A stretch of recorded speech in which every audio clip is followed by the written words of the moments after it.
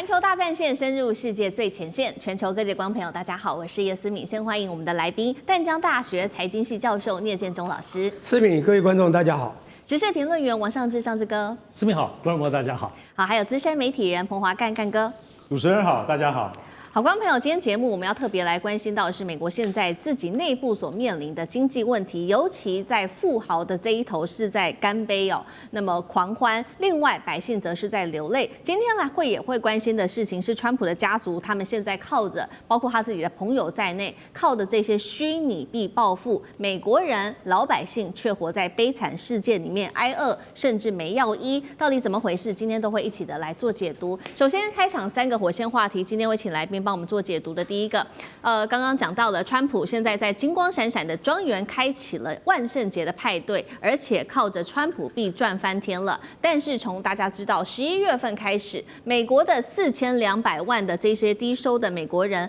粮食券已经正式的确定被砍，而且砍的金额是1半。这个是美国梦还是阶级的噩梦？今天会关心。第二件事情，不只是在经济上，美国民众面临到了很大的困境，包括现在连命都不保了。包括了抗生素，还有这些关键原料，全部都是靠中国的供应链，大部分都是靠这个中国供应链为主。现在救命药都买不到，健保自己美国内部则是暴涨了3倍的价格，60岁以上的。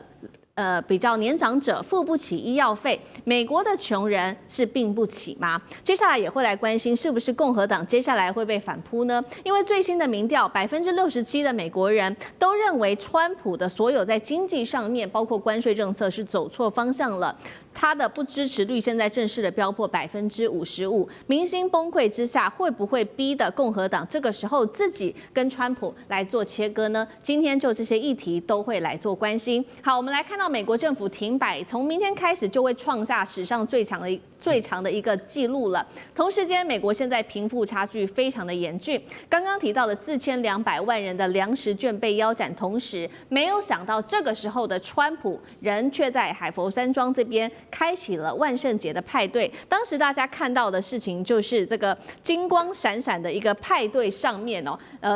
他正在举杯庆祝，那包括川普一家人都到齐了。这个派对的主题叫做 A little party never killed nobody， 就是一场小派对不会害死人。但是更讽刺的事情是，现在包括了币圈，川普的这些有钱人的好朋友们，则是赚得盆满钵满。这是来自于美国媒体所做的揭露。川普的家族他们推出了各种的货币，不管是川普币、梅兰妮亚币，甚至是川普他的小儿子旗下的这一些货币等等，一年获利超过了10亿美元，换算现金流高达了30亿美元。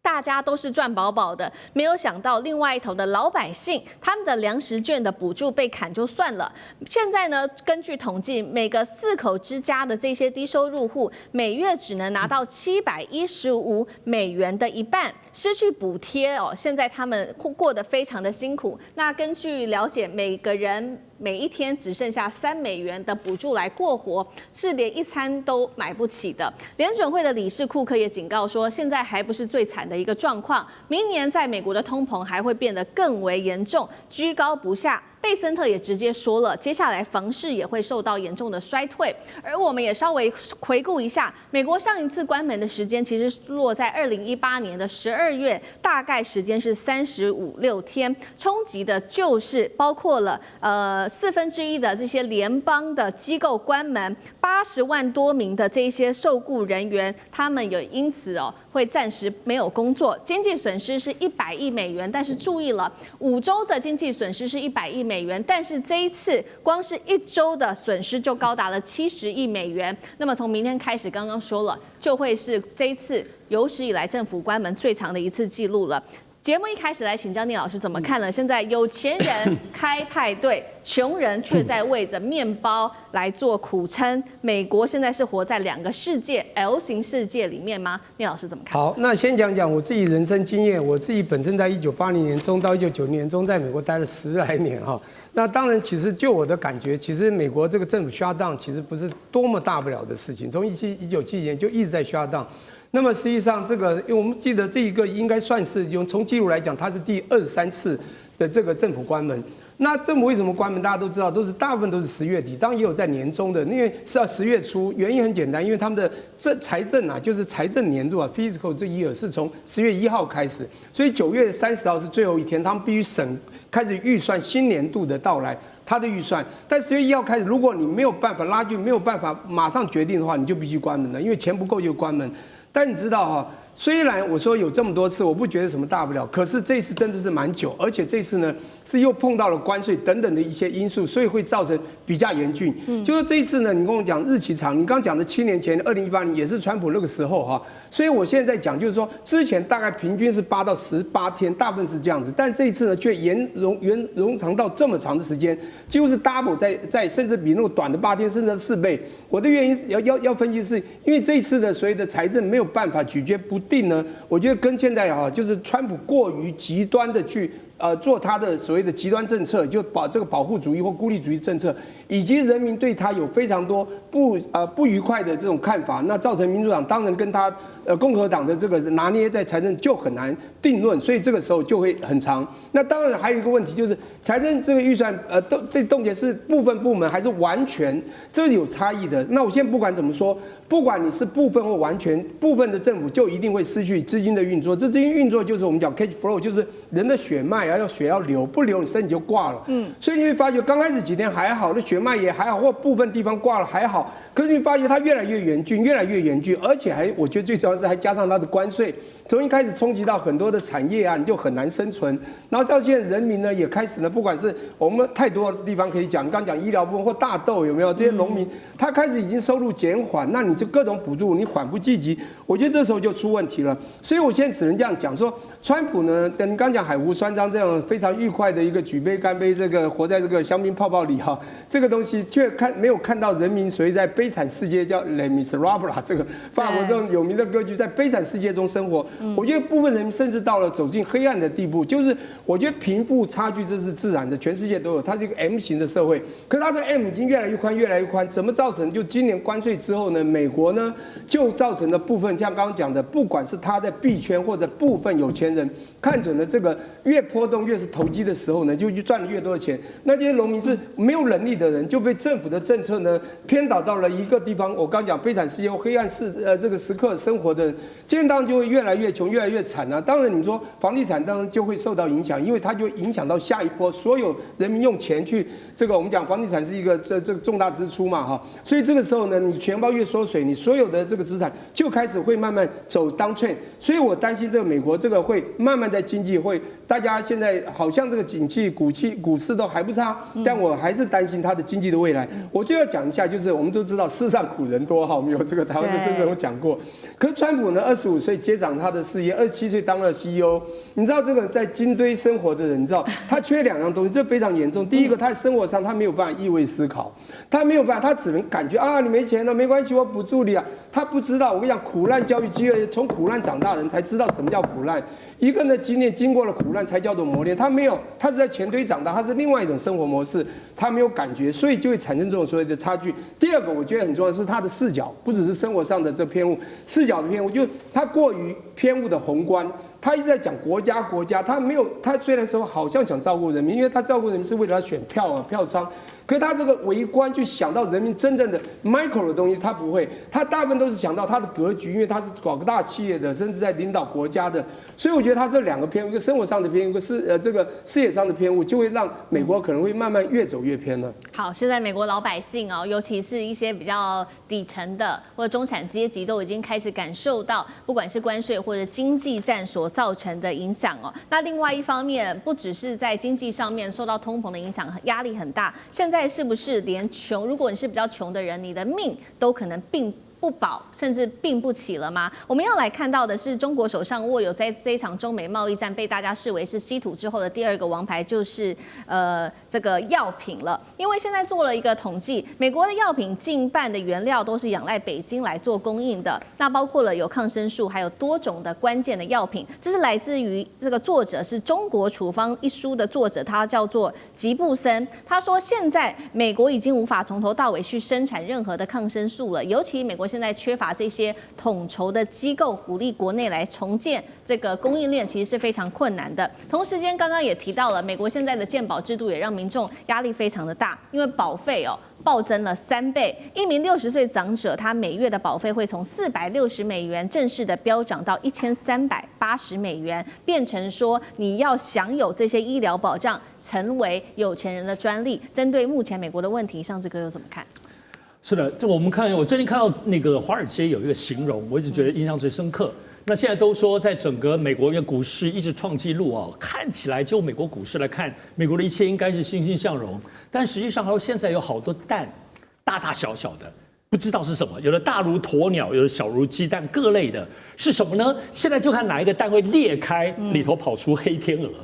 所以我觉得这个比喻非常有意思，因为过去来讲，在整个美国经济的各种各样的时代都有不同的问题，民主党执政的时候也都有，大概基本上问题的同质性比较高，很难想象现在此刻对于美国，无论是川普面对的，包括林老师刚刚提到，他不管，但整个美国社会民生所面临的是非常巨大的问题。整理来多是以美债为核心，包括现在联邦政府关闭为主，所涉及到的刚刚所有的民生的、教育的、航空，你能想象的一切现在都有问题。但是在这么多的问题当中，大家就来看哪一个东西会联动，让整个美国核心经济2个就是华尔街股市以及其中的 AI 目前整个全球的趋力。但是你说现在最厉害的美国股市当中没有裂缝吗？还是有的。首先，第一个 AI 科技产业最近都是大幅度的裁员，包括 Amazon 裁1万多人 ，Meta 裁，你能想象当中都裁，几乎没有裁几千人，包括先前你说英特尔都在裁。除此之外，就是 AI 泡沫本身，上次已经提过了很多次，就是现在辉达跟 AMD 投资 OpenAI 呢花钱去买甲骨文的云计算，云计算回过头来再买辉达的晶片，这个泡沫循环目前在推动一切。但是现在大家都问，那到底 AI 会不会赚钱？AI 会花多少钱？其实都没有人愿意回答，就是投资。所以这些泡沫，就刚刚讲好多蛋哪一个会裂开？目前认为可能说不定不是大的经济或刚刚讲 AI 企业那边裂开，是从民生裂开，有可能包括就刚刚思明讲的从药品。因为这里就牵扯到关税，牵扯到现在美国民生的部分的处境非常非常恐怖。因为现在要知道，美国很多东西没有办法制造生产，无论药或者任何产品都要靠进口，以中国为主进口，现在叠加关税，就是关税本身已经大家没有办法负担了。而联邦政府关闭，基本的补助给不来，真是前无前路后无退路。这个绝望度有可能是民意过去在历来这几十年来没有发生这么强烈的地方。当然，现在关税司法判决对于这个部分可能是一个引爆点，马上就要到了哈。所以这里头刚刚讲，因为这是联邦政府关闭很核心的原因，也就在于到底奥巴马要的那个健保。到底肯不肯？民主党就确定我要撑下去。所以你看，健保跟药，也就是现在所有一切的晃动当中，国会跟预算里头的症结点。所以现在跟这个药有关，跟民生有关，有没有可能是整个破盘的地方？不只是美国，现在到处都在看，尤其空头都在看，包括中国大陆等等也在看这个时机。对于川普的声望，包括我们讨论很多川普的现在支持率，一切的源自所在。所以这个蛋的这个观察法。感觉起来蛮不错的哈。好，对，确实不知道哪一颗蛋爆出来的会是黑天鹅。所以现在呢，我们来看到美国的一个最新民调，到底川普的支持率如何？67%最新民调显示，美国人认为自己的国家美国已经走错方向了。那么川普的不支持率现在来到了55%。对于经济政策不满的，则是有超过60%的民众都非常的不满，不只对川普不满，也对共和党一直挺川普这件事情是很不满的。所以呢，现在选民也表态了，接下来明年就是期中选举了嘛。他们说有一半的人，他们可能就会改去支持民主党了。到时候共和党的人会不会刻意的跟川普来做切割，保住自己呢？干哥又怎么看？川普他认为说，其实我跟你讲，我征收关税是一定的，这是很好的武器。如果没有这个武器的话，我们今年少赚了1000亿美金呢。当然他没有想到，等一下我们会提到，现在联邦最高法院准备要为这个事情来开听证会了。万一如果法院否决的话，你要怎么退这个关税呢？你要退起来的话，我可以告诉你，就等于说你原先得到的都一片化为乌有。所以最近的一次的这个民调就发现说，67%的美国人认为他走错方向了。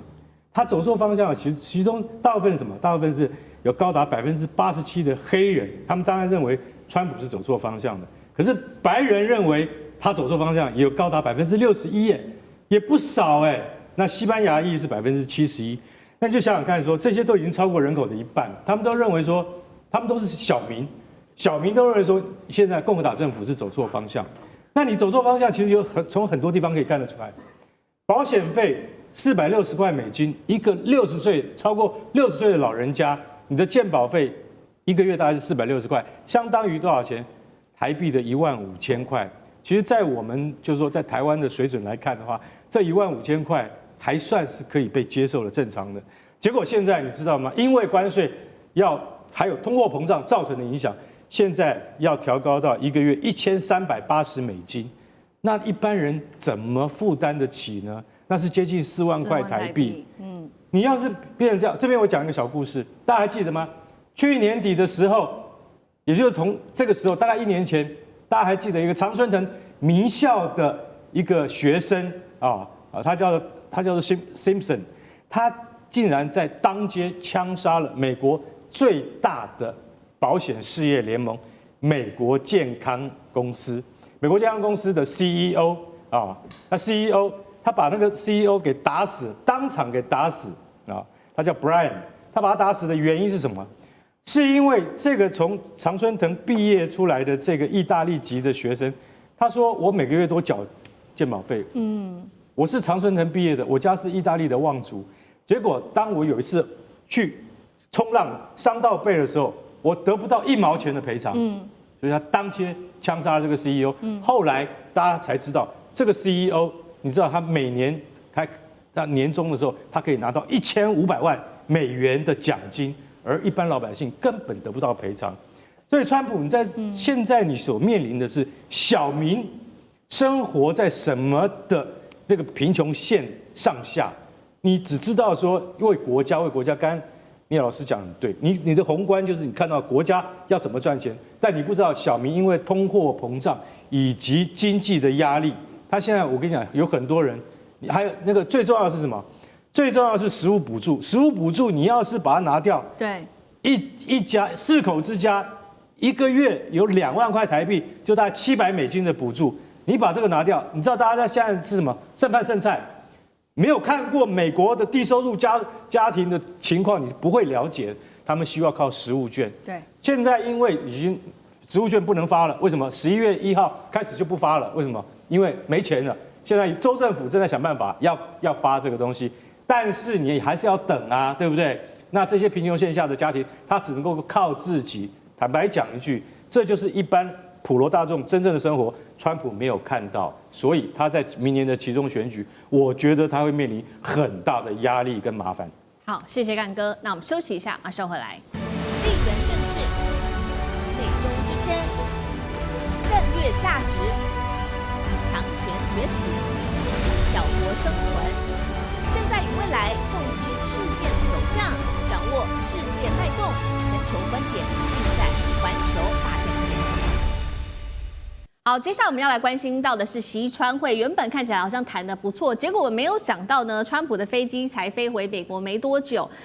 美国就立刻翻脸了。我们要来看看到底是怎么回事，尤其是在面对稀土的问题上面。今天的火线话题3点，请来宾帮我们做解读。第一个，刚刚说的习川会才刚落幕，美国就翻脸了。大陆宣布，确实它会针对于美国的稀土管制会暂缓1年的时间，试图来释出一些善意。结果没有想到，美国财长贝森特就在这个时候呛中国，说你把枪放在桌上，还说呢，如果你再继续的食言针对于稀土的政策的话，美方将会全面的加税来对你做全面的反击。美国这一波回击是真的不信任中国吗？不过他又哪来的底气可以呛人呢？第二点，我们来关心到的是这个黄仁勋啊，针对稀土的问题，他也有提出一些建议给川普。他说呢，希望用我们的辉达的 AI 晶片来换取中国大陆的稀土。没有想到这话一出哦，遭到华府是全面的抵制黄仁勋的建议。中美接下来不管是在科技，也就是晶片战，还有资源稀土战，会全面的脱钩，并且开打吗？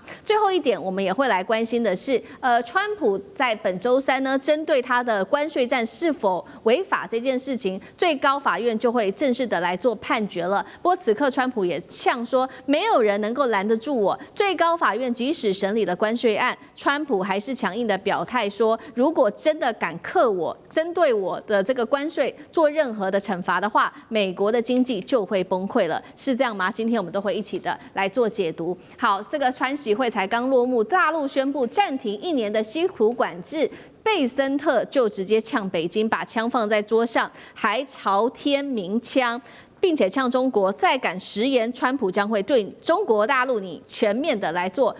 反击，并且加税。那么另外一头，我们看到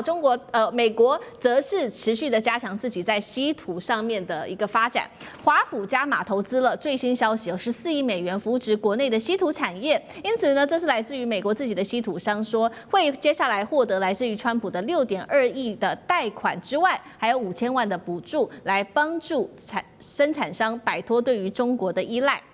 黄仁勋则是提出用 AI 晶片来换中国的稀土，立刻就遭到了川普的幕僚介入，封杀任何晶片出口到美国。川普也说不会把这一款晶片给任何人。那这一款晶片本来 Blackwell 要给中国的时候是说它的性能会降低30%到50%，但是确定了是说连晶片本身都不愿意出口给中国。接下来我们要来看到是川习会为什么才刚落幕，好像双方尤其是美国已经立刻翻脸，是因为本来就不信任中国，还是他们本来就想好说这关税战不管怎么样我都会打下去，甚至要重启它。接下来的晶片稀土战，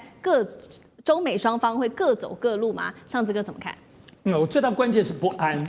我觉得谈归谈，川习会仿佛有结果，但是我觉得对贝森特所有参与的人都是不安心的。怎么说呢？因为我们知道，在我们看整个时序是这样，在他们谈完之后，刚回到美国，抵达美国，姑且不论川普的他又贴文，第一个反应的其实就是美国贸易代表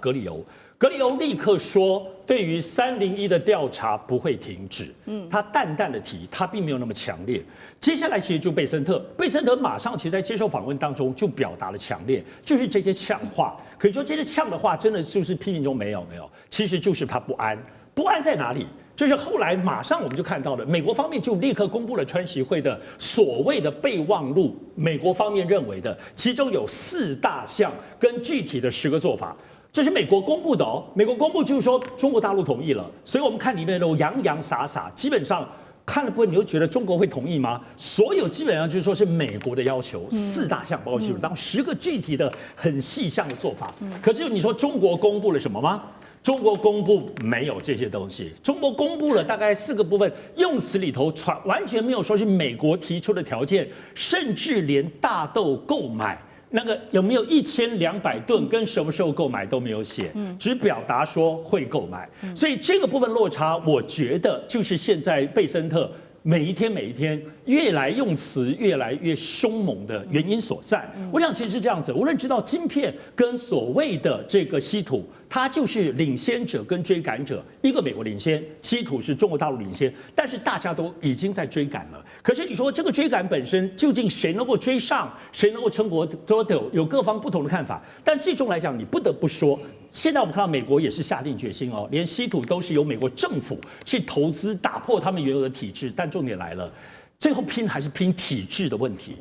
那中国大陆体制，我们不要说它是个国家经济在主导，最重要是中国大陆的基建。你说稀土真的就只有靠稀土的产业链偷挖一些人才，拿到一些技术就能够做吗？那电力能源呢？我们说过，稀土要大量的电力，甚至大量的化学污染的技术，而且现在包括开矿本身，美国现在8字眉一撇，中国大陆的开矿技术包括稀土已经到了全无人无人车、无人矿，包括无人的管理在开挖，甚至包括开始冶炼。这个地方到什么地步，中国大陆也不披露哦，只是江湖传闻是这样子。所以这个部分的巨大的差距，也是贝森特他们现在巨大的痛苦，因为这一些如果没有达到，中国真的在未来这1年之内可能又卡关的境之下，这一次谈的所有的这一切，其实贝森特或美国政府没有负案。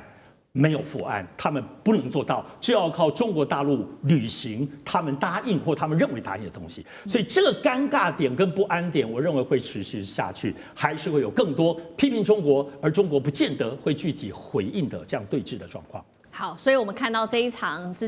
中美之间的关税战，现在美国越来越不安，所以他的态度上又变得更为强硬，然后态度上也变得越来越急。接下来怎么看晶片，还有这一场这个稀土战，谁会赢到最后，谁会撑到最后？聂老师，我一路走来，就看着真是非常有趣。川普1.0版谈了13次，当然那个时候当然好像美国胜出啊，那么中国呢被压着打，那当然每次中国在会议中妥协，回去也反悔。因为他不可能把所有东西呢都给那时候还没有稀土问题给美国，那美国要他做什么就做什么，那就是整个把他压下去，不让他经济发展。这一次呢，大家非常清楚嘛，奉陪到底，对不对？他一开始讲奉陪到底，而且以牙还牙式的奉陪到底，还有样学样。你看有样学样，包括你晶片以前在华为时候扣我1%什么的，就无洞可钻的那种模式，我也来你这个稀土呢，只要有1%跟这个我们这个相关的供应链的，我一样磕你。再来，你扣我港口服务费，我就我没有那么多船，你没有那么多船没关系，只要你有企业过来的，我一样有所谓的特别港务费，还加个特别，他全部帮你打下去，我觉得很有趣。那刚刚讲到不安，还真的不安了，我觉得他们怕了，他怕了。我请问一下，一个胆怯的人跟人家对话，敢把枪放在桌上吗？表示他不怕了，他胆子大了，底气高了。所以我觉得中国现在有胆，但现在美国讲不好，连厉害的人还怕人家放枪吗？他干嘛要把说中国把枪放在桌上？因为他已经怕了，你放枪我有点胆怯。还加了一个，你只要再敢再做下去，我们就会再加税反击。税你要加到多少？从140几、120几到下来又拉到100，你要加多少税？看起来这个权就永远是只有这一招嘛，就是关税还是关税。重点你拿不出别的招，其实他之前拿了几招都完全不管用。我先讲一下这2样东西真的非常有趣哈。这是5次谈判谈到最后，其实美国不用再谈了，基本上中国就是你来我还是跟你谈，我就配合你谈，我也不很想跟你谈，因为我们知道胜定了。我觉得中国是这样想的，因为什么呢？我把它分成10个阶段好了。在晶片里面说不好听，美国就算达到10好了，所有从 EDA 从那个设计端到底，中国只拿到7、8，没有关系。它晶片，比如说成熟制程，世界上大家都知道，当时最微弱还是中国。可是呢，你要知道，美国现在随便拿到最高，可是中国是有可能突破这一块的。可是呢，稀土不一样哦，稀土如果0到10的话，我跟你讲，美国只有2到3。因为从储量、从产量，最重要的这个分离式的精致冶炼，它根本没有嘛。还有，它现在我们看到媒体，西方媒体哦，动不动日本的海域里面有这个稀土原料啊，要去挖，一下跟澳洲又签呐，一下巴基斯坦又这个开了一个红宝箱，又跟他讲说，我们拿到中国技术要给你啊，这个什么这个金刚石都给他，没有用。缓不济急，而且这种东西太难，它太难的深度，因此我觉得在这个地方啊，你说你现在讲的晶片和科技，你说科技和资源战，我就直接讲晶片和稀土战比较好，因为晶片的确是科技的隐含，可是你要知道稀土隐含的不只是资源而已哦，稀土也包括了科技，因为稀土的它17种材料，你到高科技到军用到航太是高阶非常多，所以光比稀土的控制以及晶片的控制。晶片你拿到成熟制程的中国一样可以活得很好，只是做不到最先端。可是中国是有可能突破，而美国是基本上不管从我们讲这是天然物质嘛，就是挖不到，你再怎么去联合，你再怎么去找你的盟友都做不到。所以我觉得重点就在这个稀土看起来啊，这个是完全打压了晶片，因此再怎么谈呢，美国呢看到人家放枪会怕了，他甚至以后放了枪都不敢讲话，这是有可能的。是好，这一场稀土战也是源自于原本的关税战。那现在其实我们来看到关税战自己美国的内部的人民对于川普的这个关税战感到非常的不满。于是呢，周三就是本周三明天美国的最高法院就会开始确实的审理川普的关税是否有违法那现在确定的事情，本来是说川普他自己说他要出席但是川普最近又说我不会出席了，并且他在社群发文呛说，如果总统无法利用灵活的利用我们的关税，美国的经济会走向崩溃。白宫的律师团，也就是帮助川普的这些人也说呢，取消这个关税就是让美国的经济自杀。但是呢，贝森特也强调，就算今天你说川普目前的关税是违法的，我们也会用其他的关税或者是其他的贸易法，让这个关税战可以继续的打下去。但是这个话一出呢，包括了投资圈或者是这些产业界的人士都有许多的忧心。首先，投资圈他们忧心什么呢？他说，如果川普的关税确定违法的话，政府得退回1000亿美元的关税收入，等于丧失每一年数千亿美元的收入来源，也会影响到投资人。再来就是对于产业的忧心，他们担心的事情是，关税战如果持续打下去，对他们来说其实是非常压力大的，因为这位是来自于美国工厂的设备制造商的 CEO， 他特别讲说，当初呢，他的产业是需要这一些低成本的这些供应链，所以他先去了中国，再去了印度，没有想到这一回川普就实施了这个关税政策，那导致他一直得咬紧牙关去配合川普，现在要出口到其他的国家去，他的产品变得压力越来越大。这一场关税战，这一场官司，干哥怎么看？你现在打压我们中国，我们移到印度去做好不好？不好，印度现在被征的关税比我们中国还多。好，移到巴西去好不好？也不好。那你现在怎么办呢？对不对？对。你现在很简单嘛，就是因为在中国生产的东西，你都要加征25%到50%的关税。现在到现在还谈不拢，那我们移出去，把生产线移出去，谈何容易？说移就移吗？好，就是明天啊，礼拜3，最高法院他现在开始要干嘛？要来开听证会，来，我们对于联邦政府这样子加收关税到底合不合法？那川普就讲了，说装模作样，我本来要去的，幕僚也跟你们讲我要去，是不是？现在我本来是想要到现场去看看他们到底怎么说，看这些法官大人怎么对我的政策有什么说法。那现在我还是考虑不要去好了。为什么？我去到现场会影响这些执法人员，会影响这些法官啊！我还是不要干那种事情好了。不是，说句实在话，你到现场去，你只会捣蛋而已啦。你可能会把现场搞得一片混乱，好，对不对？我们今天讲一句实在话，最高法院他今天要推翻就是 IEEPA IEEPA 是什么？就是国际经济权利紧急法案，这是容许政府在特殊状况之下可以特别的加税但你如果推翻了 IEEPA 的话，没关系。你知道川普他已经接下来大家都已经猜到他要搞什么了，这是第177条。如果这一条不行，他在援引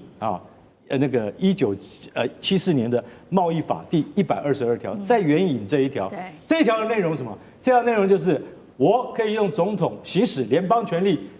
加征15%的关税，可以长达150天。注意，这150天是对全世界所有国家都可以加征15%的关税，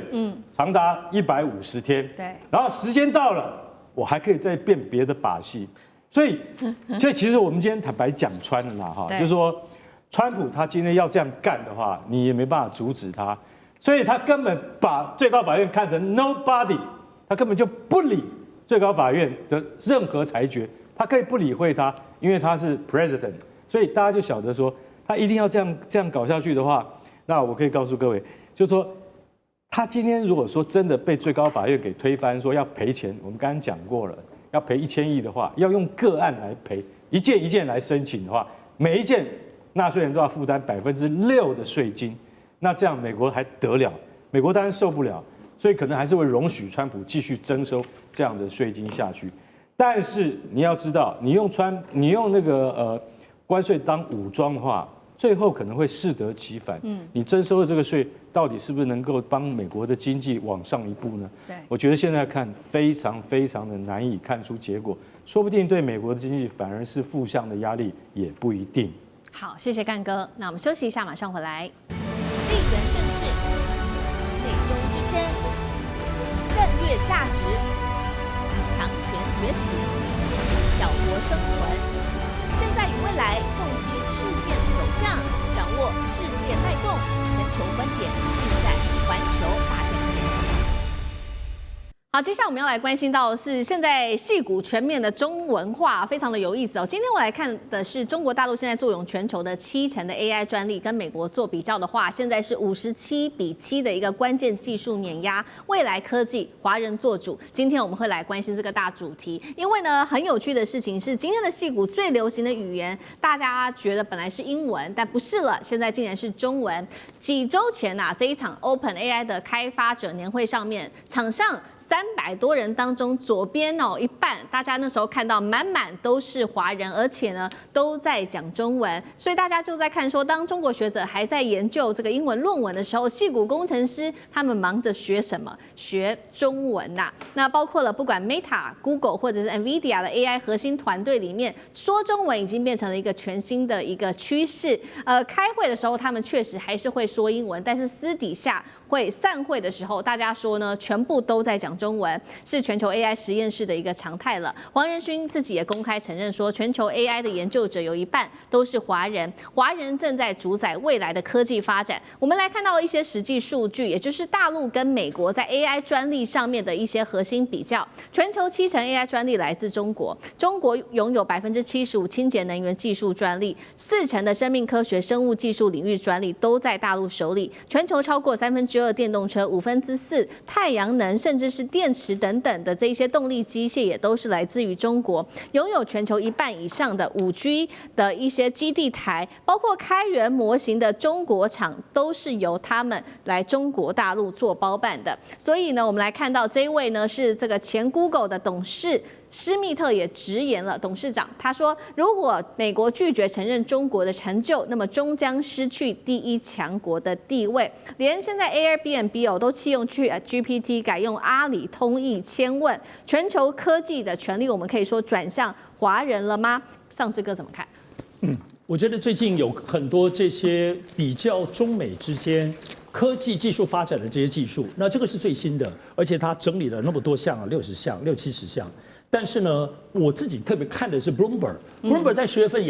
也推出了13个指标，我认为这个指标很值得参考。他特别提出了在中国大陆13个里面美国只剩下绝对领先1个。有5个中国大陆是遥遥领先，我想大家很熟悉，包括无人机，我还是要讲一下无人机、太阳能、石墨烯，另外高铁跟电动车跟锂电池5大项。除此之外，他说另外有七大项，中国现在是快速的追赶，可能在美国是伯仲之间。这里就包括我们刚刚谈了很多，而且很重要的，包括人工智能，包括半导体晶片，另外包括类似像生物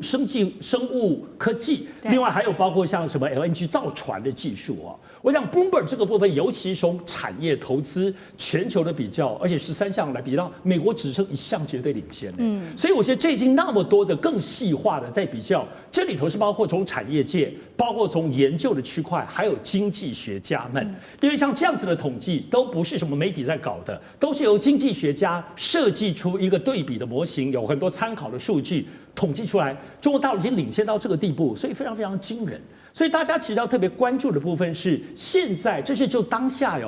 当下我们说2025年，因为去年确实中国怎么说呢？很多东西开始揭露，除了我们知道的无人就电动车的这些市场上的东西，我们想包括那一些稀土跟更多的。中国大陆到底强到什么地步？就这2年，中国大陆开始让大家看到，包括航太技术，包括军事武器，大家才吓到说，原来是中国已经是到这个地步，不揭露还不知道。所以要知道，现在中国大陆从今年开始，2025年之后，尤其2026年，中国大陆进入了“15-5”未来的5年跟10年的计划了。而且这里头其实有蛮多清楚的描述，但是我提醒大家，15-5到目前为止我们是中共通过了他的建议，接下来蛮重要是12月中旬的时候都会有中共中央的经济工作汇报，这个部分又是统整，然后再来就明年的2月、3月的时候，两会会通过这个15跟所有的细项，也许包括两岸之间相关的建设的东西，也就是说，现在中美的科技。未来5年，明年中国会发达到什么地步？明年2月就会全部定案了啊。所以这里头我们对比，那美国呢？美国现在有很多新的投资，但美国能够有5年、10年的计划吗？川普还剩下3年呢，他选上已经只剩1年了，还剩下3年。所以这些非常浩瀚的美国想要追上的计划，面对现在中国大陆继续叠加，我们刚刚讲已经13样，只剩1项美国绝对领先。你以为中国就坐在那边龟兔赛跑等你吗？中国是更新的技术不断的叠加上去，而且它是跨领域的，无人机 AI 技术会用到高铁，用到别的，跨来跨去。跟美国 AI 就是做 AI， 晶片就是做晶片，分离的产业的发展又不一样。所以中国科技的强悍的进步，在接下来对美国产生的压力很难以想象。是，那美国会不会失去这个超级强国的地位？等一下请干哥来带我们看。另一方面，我们看到另外是来自于澳洲战略政策研究所的最新报告，他特别提到是说这20年间是最关键的，因为他认为说美中科技的霸权已经彻底的翻转了。20年前，当时美国64项的专利当中，他就拿下60项，那到了2023年，大陆则是反超了57项，美国竟然只剩7项，干哥又怎么看？好，那你看到澳洲战略政策研究所他所引用的大部分是黄仁勋的看法，黄仁勋真是先知，他说我告诉你，你如果再不跟中国合作的话，对美国不是好事，而且现在有1半以上的 AI 的技术资源都集中在中国人的手上，中国科学家早就已经快抵达2/3之谱。如果再这样下去，第一个我说15-5结束以后，会不会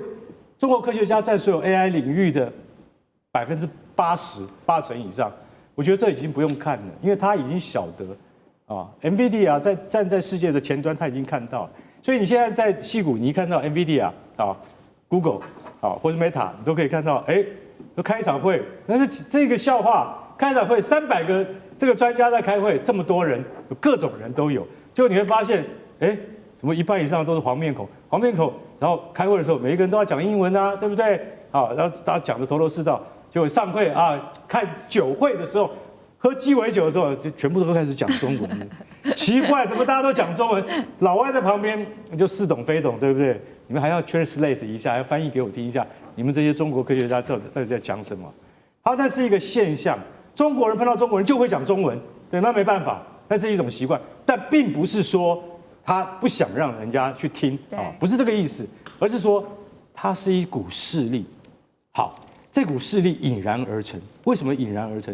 大家还记得 Meta 有个超级智慧实验室吗？刚开始44个人，谁来带？清华大学毕业的赵成家，还有另外一个是谁？首席科学家，那就是研究的负责人叫做宋阳，他们都是清华出来的人。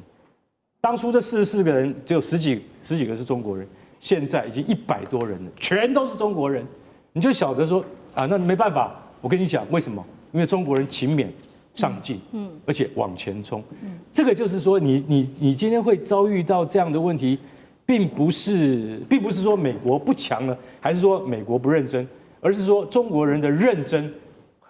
很就是说不是在你的逻辑范围之内可以去思考。刚上次讲的非常清楚，很多种面向跟行业，其实我说句实在话我们提到说1896年在李鸿章第一次梳着辫子抵达纽约港的时候，他看到纽约帝国大厦跟一大堆高楼，他就想，这是哪一个世界？这个大概是外星吧，对不对？100年前，100年后呢？你要看高楼吗？你到宁波看就可以了，你不用到北京去看。然后呢，还有各种高铁，还有各种你就说什么3折机的手机。这些美国人都没看过，而且美国人要什么时候他才能够追得上来？施密特，Google 前董事长，他讲得非常好。中国技术的跃升这么惊人，美国屈服于傲慢或敌意，到现在还是傲慢跟敌意认为中国就是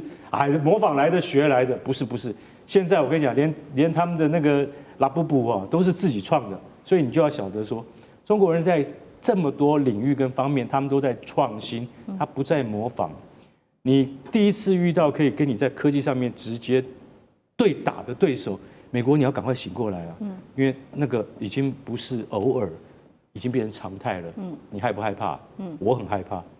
是好，这场科技中国大陆正在全面的发展快速当中，尤其我们另外也要来看到，在深圳这边正在举行的现场是他们的高工人形机器人年会，上千家的企业挤爆展场，而且机器手臂竟然比人还多。现在有个最新数据说，在去年呢，全球的新安装54.2万台的工业机器人当中，大陆占比就高达54%哦。那么它的现役机器人总量突破200万台，已经连续11年都是稳居世界第一的。摩根士丹利分析了大陆长期在科技上面的优势，共3个：政策、资源跟教育。聂老师怎么看？最终中美谁是优胜者？我觉得当然这个刚刚讲的有道理，讲李鸿章的故事的确是这样，但是我觉得时间100年有点长了。我就讲30年前，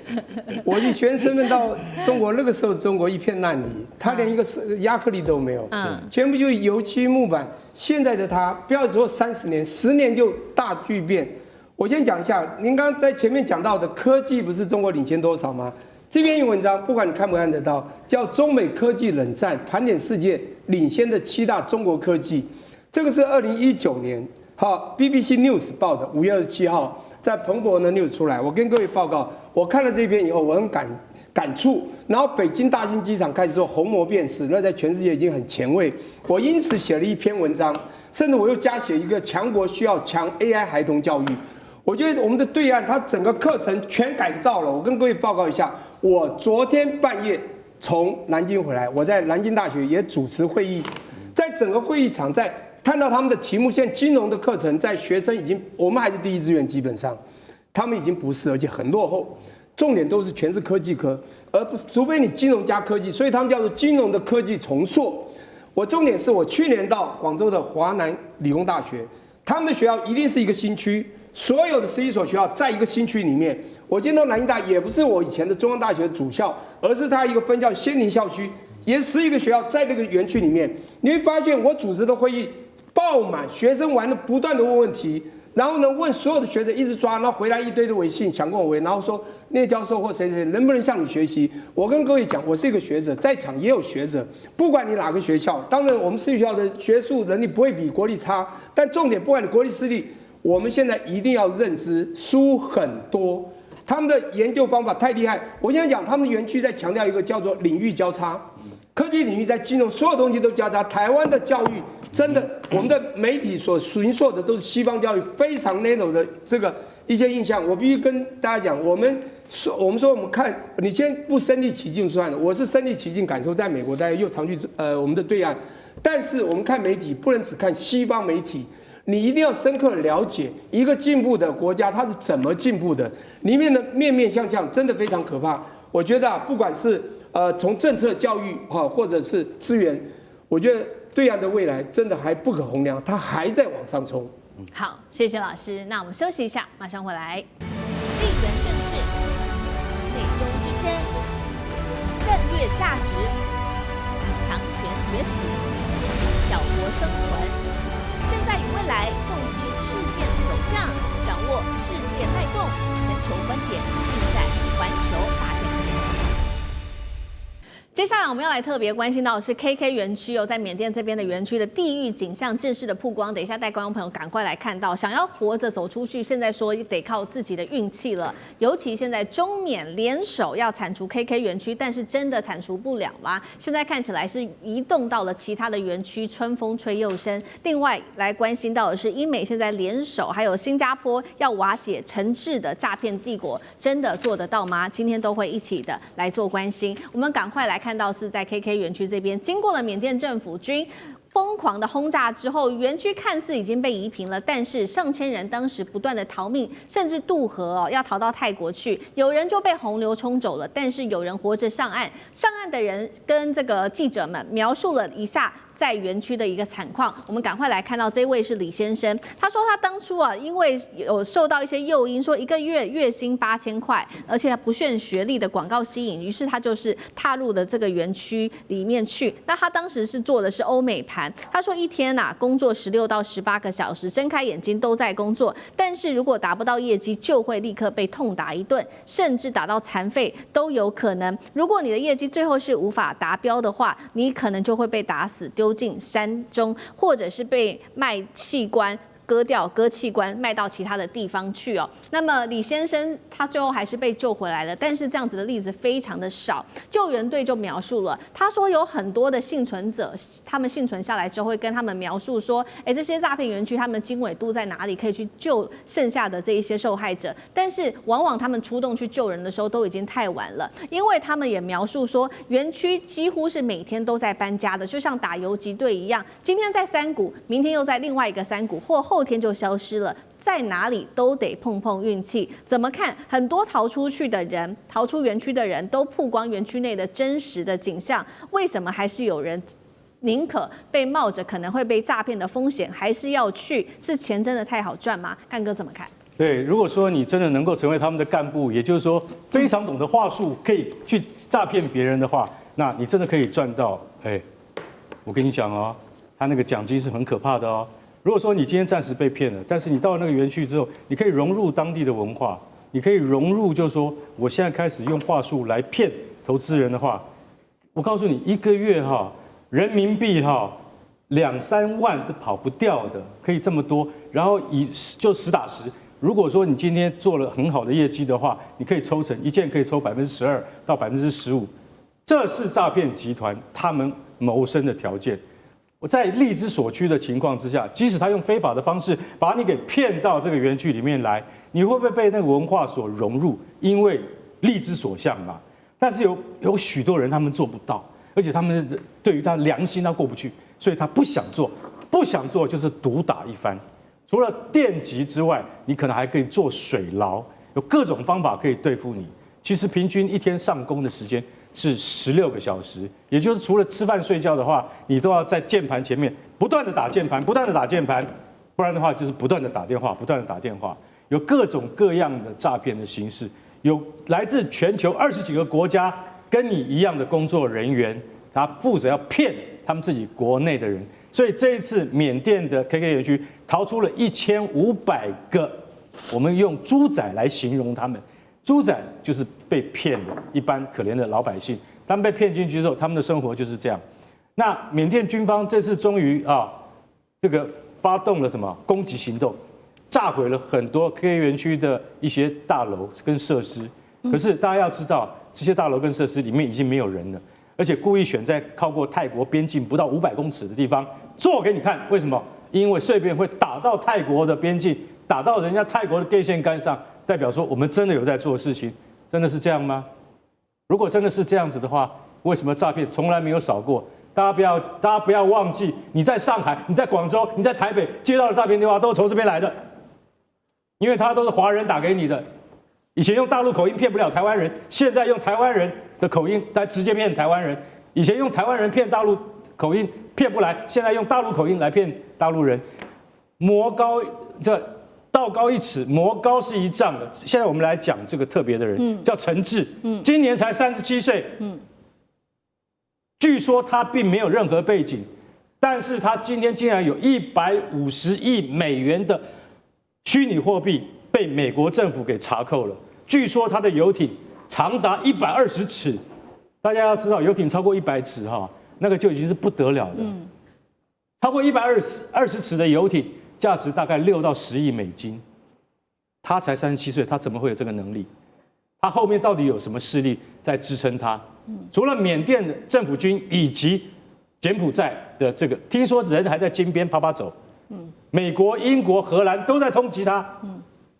他掌握80%以上 KK 园区以及柬埔寨的诈骗事业，这个人已经变成诈骗之王了，抓不到他。所以缅甸政府，你不要做样子。我坦白讲一句，今天你跟克伦民族阵线要谈好的话，你们真的要对诈骗园区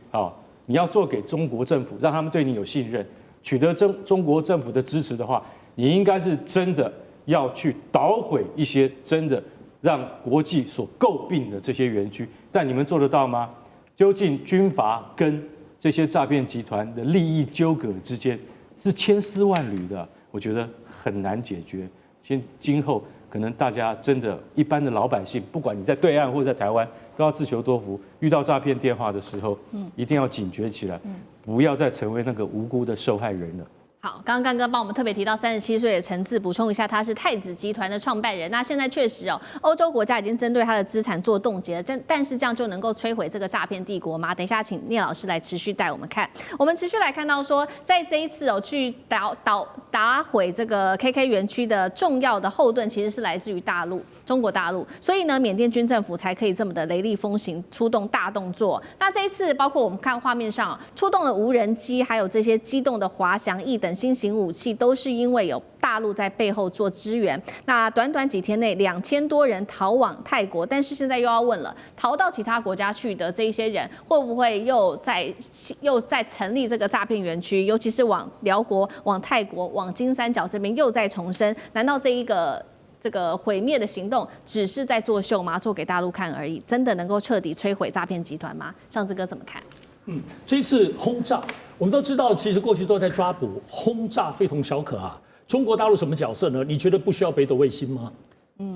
当然有啊。要知道，其实大家一般对于中国大陆在查缉跟跨国查诈骗，一般不太了解。我还是简单跟大家说，早前其实在发生诈骗，大概2010年前。大概中国大陆就有诈骗，一开始是福建安溪，包括湖北的娄底跟双峰是县，一些传出诈骗钱汇回来，所以一开始是地方公安在办这个事情，所以规模不大，但是后来真的越来越多，所以中国大陆开始重视，而且从地方开始上纲，大陆正式成立专案，地方中央开始是2015年，10年前就开始。系统性的做，从原来地方到公安，最后包括整个国务院外交部，包括整个他们所谓户政啊、银行，全部都有专门的对窗口来一起在打诈，而且甚至这个窗口不是在北京遥控，是最后派人员到云南或各地方在前线，因为你马上很多东西要协调，他们家乡在抓的，乃至于要跨国协调，所以最重要的是在2023年，最大关键2023年，中国大陆通过了这个全新的叫做《反电信网络诈骗法》，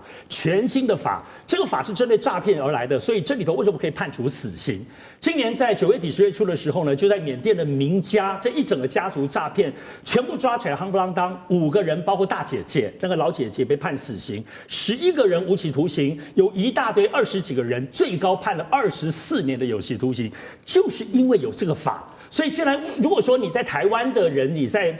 判，你最后被送到大陆，就会依这个法被判重刑的原因在此。我要表达的部分，这次轰炸或所有查缉，大家不要觉得是局部的，中国大陆在局部跨国的合作已经长达10年了，只是说后面要真正到轰炸的手段，还是必须要由比如说当地政府、柬埔寨或缅甸来发动才可以。我觉得打诈这件事情，中国大陆已经有形成他们自己的一套的合作的做法，特别对东南亚这边部分也会给压力，后面应该会继续加大打诈的规模。好，这是来自于中国大陆的帮助，所以说这一次的行动看起来是非常的顺利的。但是刚刚讲了嘛，这个太子集团的陈志，他创办人，他其实是主要的这个主使者。那现在他的庞大帝国也摊在这个阳光之下，他受到英美的制裁哦。那么太子帝国的版图，带观众朋友稍微了解一下，横跨5洲，不管是从帛琉、香港、台北到伦敦、新加坡等等，除了拥有这些豪车、游艇、台北顶级豪宅、英美金融中心、伦敦办公大楼之外，还有刚刚干哥提到，美国他冻结他150亿美元的这个比特币的金额。过去太子每一天靠诈骗可以赚得3000万美元的现金，这一回这个遭到欧美冻结资产，就能够把这个诈骗帝国给摧毁吗？聂老师怎么看？那个思敏，我先讲一下 very sad story， 非常难过的事情。这不是2010年后来才开始，2005年10月2号有一篇报道，《联合报》的主版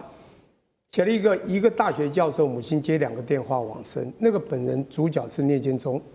那当时他带英国伦敦的到 Edinburgh 回来的那一天8月13号飞机到伦敦8号回到台湾，打个电话，结果是妹妹接的，说你怎么还在？因为母亲2天前接到他的儿子电话说，我被邓起啊，那种啊，我说邓起要买什么东西，然后邓来以后，结果我的声音被揭露，就是我哈，所以12号呢，他要求他50万，我所有亲戚都接到，我妈抽不出来，最后 choke 住，然后到了台中立新医院，这是真的。那当时会就这 news 是9月的时候，我跟吴淡如有一个参会的时候，他帮我写在苹果日报，我原本不想 news 的，后来抓到了啦。不管怎么说，就是当时侯友宜他一个第6组一个姓蔡的，他一直追踪，我原本不想告诉他，后来因为那时候很难过，最后抓到2个，就在那时候在对岸福建抓到2个姓杨的、姓陈的。好 ，anyway 这过去了20年了。我跟你讲，那个诈骗非常可怕，而且非常严重。这本来判死刑就应该。那当然这是我的故事，所以我稍微讲一下。我先讲一下哈，我先讲这个，因为我要讲一个故事。我以前在金酒当了10几年的董事，我们非常重视打假。太多假酒了，我们到大陆更多，台湾也很多。你知道9年前一堆假，大陆90%，我们说90%到95%都假酒。我们总经理打到了，很高兴，也有打假委员打到回来报告没有用，为什么呢？整个村庄都是吃假来赚钱的，结果去告到公安啊，也没有用，因为公安会 cover， 因为他也要靠这个来赚钱。一样的道理，刚刚讲，今天缅甸是打真的吗？不一定。我跟你讲，但是中国的无人机过去，当然是支援，因为缅甸也要靠这时候也不一定。不过现在来了，现在全球的国家比较先进国家，如果能用金融制裁，以前是对国家，现在对这个人，如果真的能达到完全封锁制裁，这还是有用。